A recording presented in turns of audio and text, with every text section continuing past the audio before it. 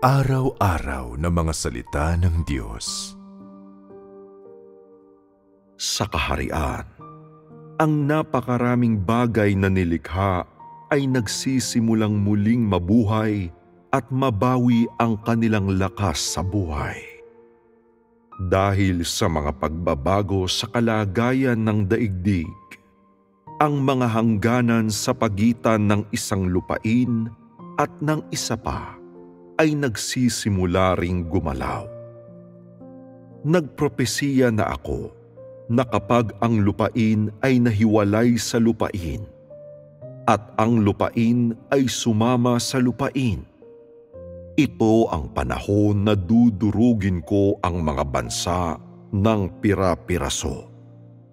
Sa panahong ito, paninibaguhin ko ang lahat ng nilikha at hahati-hatiin muli ang buong sansinukob. Sa gayon ay maisasaayos ang sansinukob at ang luma ay magiging bago. Ito ang aking plano at ito ang aking mga gawa.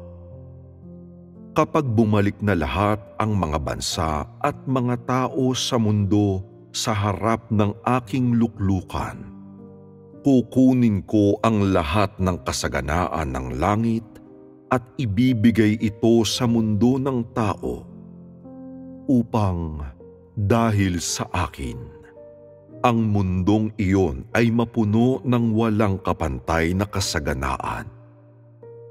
Ngunit hanggat patuloy na umiiral ang lumang mundo, ipupukol ko ang aking galit sa mga bansa nito.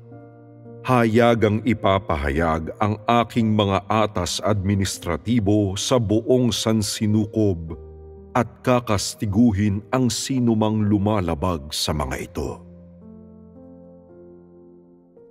Kapag ibinabaling ko ang aking mukha sa sansinukob upang magsalita, naririnig ng buong sangkatauhan ang aking tinig at pagkatapos ay nakikita ang lahat ng aking nagawa sa buong sansinukob.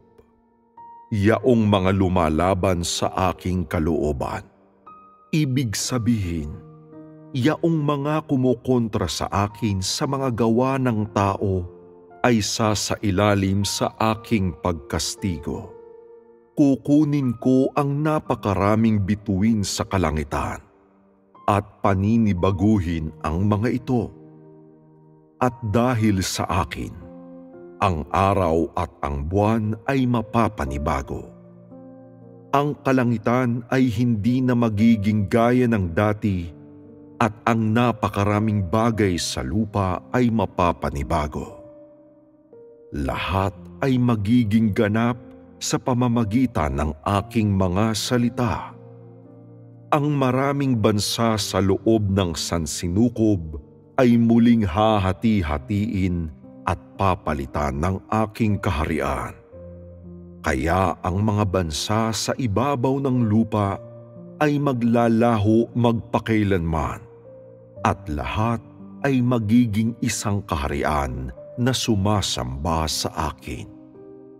Lahat ng bansa sa lupa ay mawawasak at titigil sa pag-iral. Sa mga tao sa loob ng sansinukob, lahat ng nabibilang sa diablo ay lilipulin, at lahat ng sumasamba kay Satanas ay isasadlak sa aking naglalagablab na apoy. Ibig sabihin, maliban doon sa mga sumusunod sa agos, lahat ay magiging abo. Kapag kinakastigo ko ang maraming tao, yaong mga nasa relihiyosong mundo sa iba't ibang lawak ay babalik sa aking kaharian na nalupig ng aking mga gawa dahil nakita na nila ang pagdating ng banal na nakasakay sa isang puting ulap.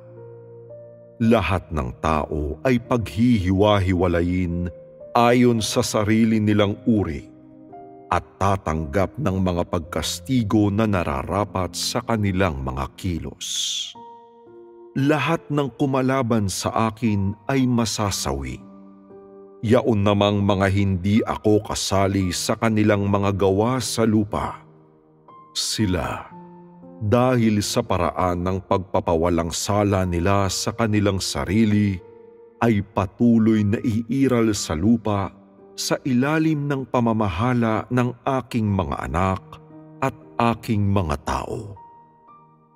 Ihahayag ko ang aking sarili sa napakaraming tao at sa napakaraming bansa, at sa sarili kong tinig, maririnig ako sa ibabaw ng lupa na ipinapahayag ang pagkumpleto ng aking dakilang gawain para makita ng buong sangkatauhan sa sarili nilang mga mata.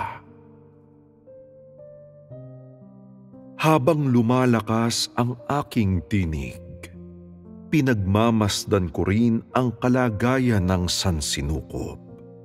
Sa pamamagitan ng aking mga salita, nababagong lahat ang napakaraming bagay na nilikha.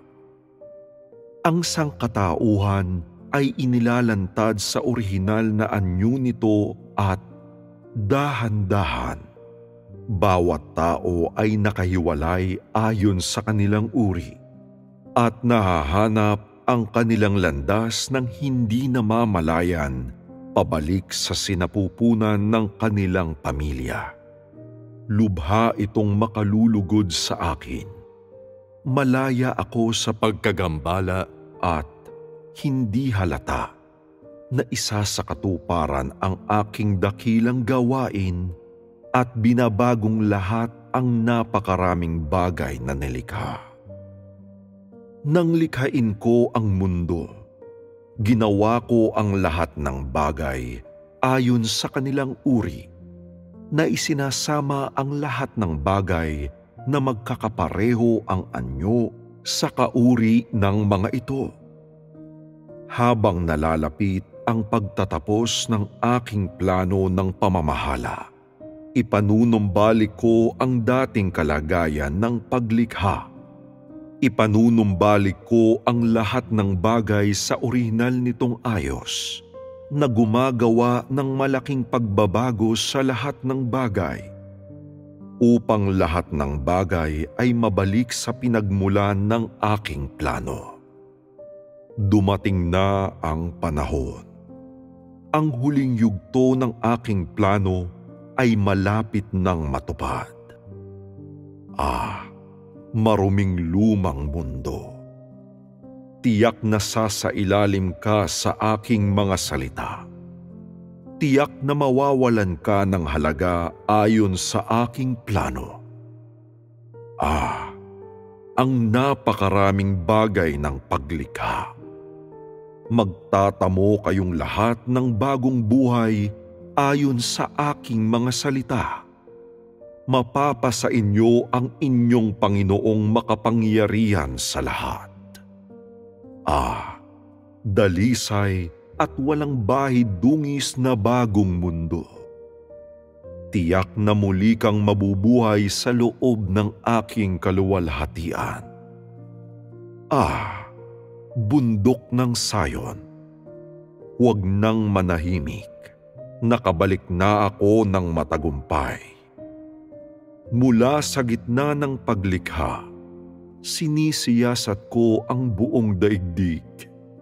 Sa lupa, nagsimula na ng bagong buhay at nagkamit na ng bagong pag-asa ang sangkatauhan. Aking mga tao, paanong hindi kayo muling mabubuhay sa loob ng aking liwanag? Paanong hindi kayo magtatalunan sa galak sa ilalim ng aking patnubay? Nagsisigawan sa saya ang mga lupain, namamaos sa masayang paghalakhak ang katubigan. Ang nabuhay na mag-uling Israel! Paanong hindi ka magmamalaki dahil sa aking itinakdang hantungan? Sino ang napaiyak? Sino ang napagulgol?